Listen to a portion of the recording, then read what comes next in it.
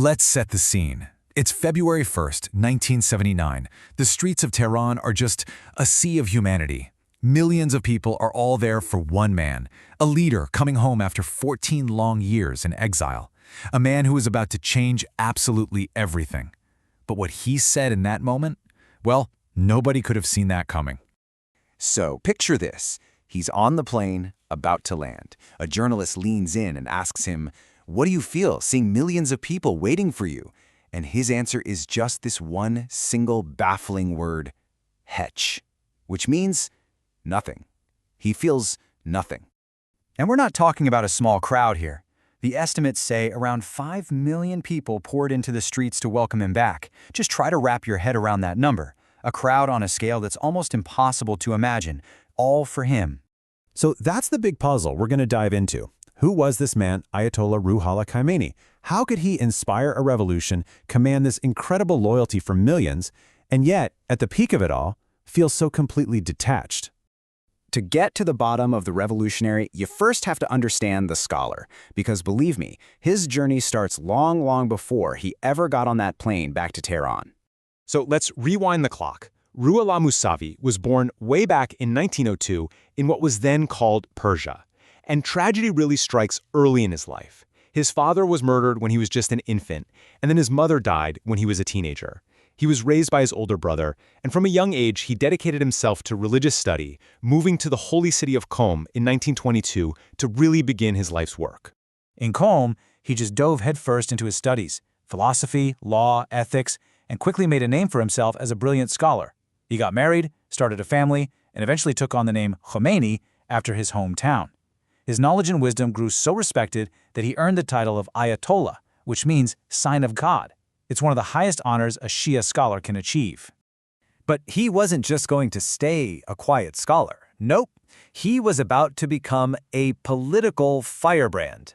And he had a very specific target for his anger: the ruler of Iran, Shah Mohammad Reza Pahlavi. Okay, what you're looking at here are two completely different futures for one country. It's a total clash of visions. On one side, you have the Shah, who's backed by the West and pushing for rapid modernization, his so-called white revolution. We're talking miniskirts, nightclubs, more rights for women. But Khomeini and other religious leaders, they saw all of this as a massive attack on Iran's Islamic identity, a dangerous slide into what they considered Western corruption. And let's be clear, the Shah wasn't just using gentle persuasion. He had a feared secret police force, the Savak, and they crushed any and all opposition with brutal efficiency. This created so much fear and anger that, ironically, it ended up uniting everyone against the Shah, from the secular liberals to religious conservatives like Khomeini. The whole thing really exploded in 1963. Khomeini goes public, slamming the Shah's reforms, so the regime arrests him, and they do it during the holy month of Muharram, which was a deeply provocative move. Protests just erupt everywhere. And the Shah's bloody crackdown that followed, well, that's what cemented Khomeini's status as the face of the opposition. So the Shah thinks, okay, problem solved. I'll just kick him out of the country. In November 1964, he exiled Khomeini. But this move, it was a colossal miscalculation. It gave Khomeini all the time and space he needed to forge the very ideology that would eventually bring the whole monarchy crashing down. While he was in exile in Iraq, he developed his most powerful and controversial idea: Wilayat-e-Faqih. Now, traditionally, Shia Muslims believe a messianic figure called the 12th Imam will one day return to rule. Khomeini's argument was basically this: until the Imam returns, the most learned religious expert, someone like him, has the divine right and the duty to govern the nation. This was a radical idea that basically gave the theological green light for an Islamic state. So you're probably wondering, how does a guy in exile get his message out? I mean, there's no internet, no social media. The answer is surprisingly low-tech, and honestly, it's brilliant. His sermons were recorded on simple audio cassettes.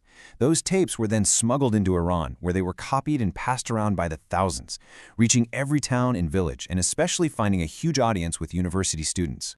So you've got this powerful message spreading like wildfire on these cassette tapes. And at the same time, the Shah just keeps making one blunder after another. It was a perfect storm, really, and the revolution that once seemed impossible was suddenly starting to look inevitable. And then things just started happening faster and faster. In 1977, Khomeini's son died mysteriously, and Khomeini immediately blamed the Shah. Then, a state-run newspaper published an article insulting him, which sparked deadly protests. The Shah, trying to put out the fire, actually pressured Iraq to kick Khomeini out.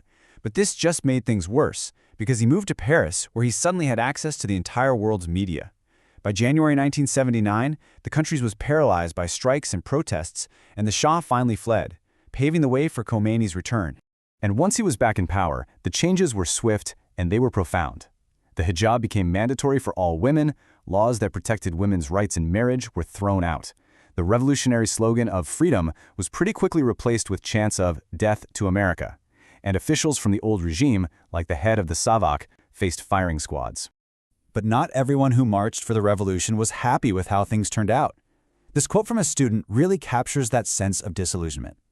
Many of the liberal and secular Iranians who had protested against the Shah felt completely betrayed, like they had just swapped one kind of dictator for another. In the last decade of his life, Khomeini would secure his power, lead his new republic through a devastating war, and leave behind a legacy that, to this day, continues to shape the Middle East and the entire world. So in 1980, Saddam Hussein's Iraq looked at the post-revolutionary chaos in Iran and saw weakness. So he invaded. The war that followed was just brutal. It lasted for 8 long, bloody years. It cost more than 500,000 lives and billions of dollars. But in the end, Khomeini's Islamic Republic survived. And then, on June 3, 1989, after a long fight with stomach cancer, Ayatollah Khomeini died.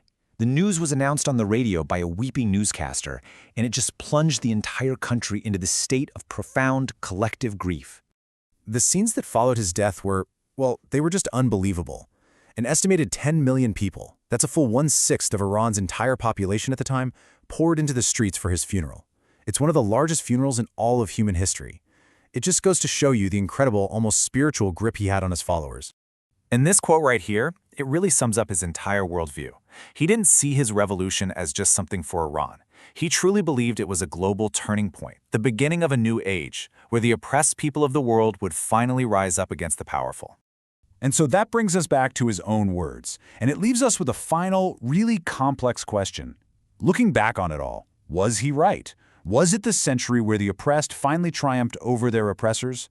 Or did one form of power just end up replacing another?